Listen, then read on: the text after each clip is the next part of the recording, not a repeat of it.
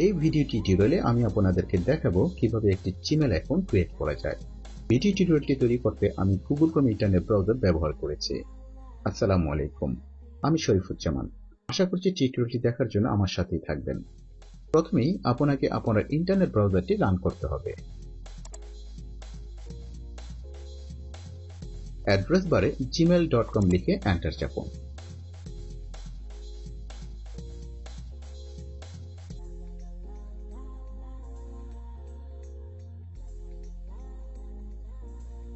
আমরা এখন Google sign in পেজে চলে এসেছি।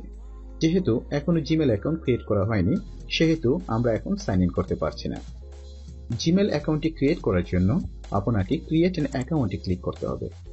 এই ফর্মটি আপনি আপনার কিছু ব্যক্তিগত ইনফরমেশন দিয়ে ফিল আপ করতে হবে, যা আপনাকে আপনার জিমেল অ্যাকাউন্ট তৈরি করতে সহায়তা করবে। চলুন শুরু করা যাক। লেফট সাইড বক্সে আপনার নামের প্রথম অংশটি লিখুন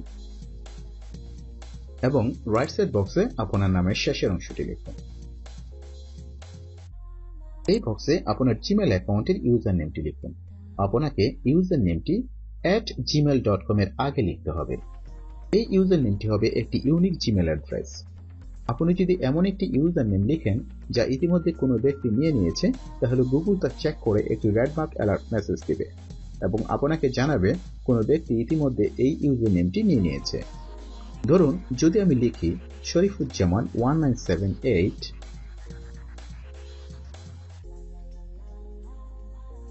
এবং মাউস পয়েন্টারটি একটু খালি জায়গায় ক্লিক করি, তাহলে আপনি এই রেড মার্ক অ্যালার্ট মেসেজটি দেখবেন। অর্থাৎ ইতিমধ্যে কোনো একজন ব্যক্তি এই ইউজার নেমটি নিয়ে নিয়েছে। এখানে গুগল কিছু ইউজার নেম আমাদেরকে সাজেস্ট করেছে যা এখনো অ্যাভেলেবল। আপনি চাইলে এই লিস্ট থেকে যে কোনো একটি ইউজার নেম সিলেক্ট করতে পারেন, কিন্তু আমি এই লিস্ট থেকে কোনো ইউজার নেম সিলেক্ট করতে আগ্রহী নই, তাই আমি তা ডিলিট করে আরেকবার চেষ্টা করছি। এখন আমি লিখছি শরীফুজ্জামান 3008।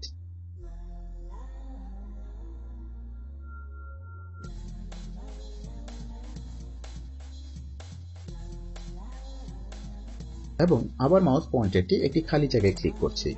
এবার আমি কোনো রেড মার্ক অ্যালার্ট মেসেজ পাচ্ছি না, অর্থাৎ এই ইউজার নেমটি ইউনিক এবং ইতিপূর্বে এটি কেউ নেয়নি। পরের ফিল্ডে আপনাকে জিমেল অ্যাকাউন্টের পাসওয়ার্ড পুট করতে হবে। পাসওয়ার্ডটিকে শক্তিশালী করার জন্য কমপক্ষে 13 ক্যারেক্টার পুট করুন। এখন আমি আমার পাসওয়ার্ডটি এখানে পুট করছি। আবার কনফার্মেশনের জন্য পরের ফিল্ডে সেম পাসওয়ার্ড রি-এন্টার করুন। জিমেল অ্যাকাউন্ট ইউজার নেম এবং পাসওয়ার্ড অবশ্যই মনে রাখতে হবে, তা না হলে ভবিষ্যতে অ্যাকাউন্ট অ্যাক্সেস করার সময় আপনাকে প্রবলেম ফেস করতে হতে পারে। আপনার বার্থডে সিলেক্ট করুন।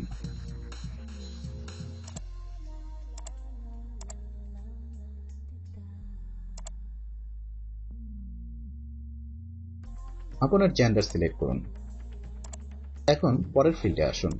আপনার যদি মোবাইল ফোন নাম্বার থাকে তাহলে এখানে পুট করুন। এখানে মোবাইল ফোন নাম্বার পুট করার জন্য আমি সকলকে রিকমেন্ড করে থাকি, কারণ যদি আপনি আপনার জিমেল অ্যাকাউন্ট পাসওয়ার্ড ভুলে যান, তাহলে গুগল আপনাকে এই মোবাইল ফোনের মাধ্যমে টেক্সট মেসেজ পাঠাতে পারে, যার সাহায্যে আপনি আপনার জিমেল অ্যাকাউন্ট পুনরায় অ্যাক্সেস করতে পারেন। তাই আমি আমার ফোন নাম্বারটি এখানে পুট করছি।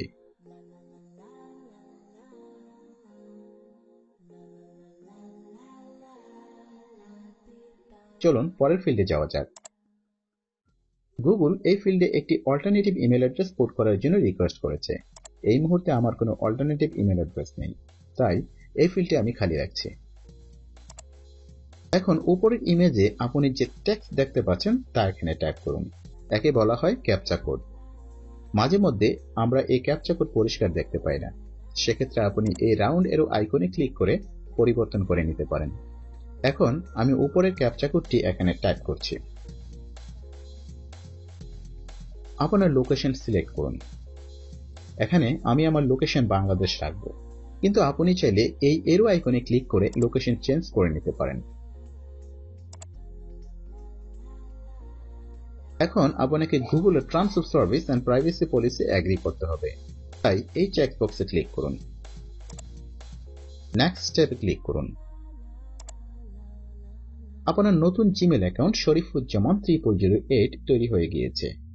আপনি এই জিমেল অ্যাকাউন্টটি গুগলের সকল প্রোডাক্ট ব্যবহারের ক্ষেত্রে ইউজ করতে পারেন। এখন কন্টিনিউ টু জিমেলে ক্লিক করুন।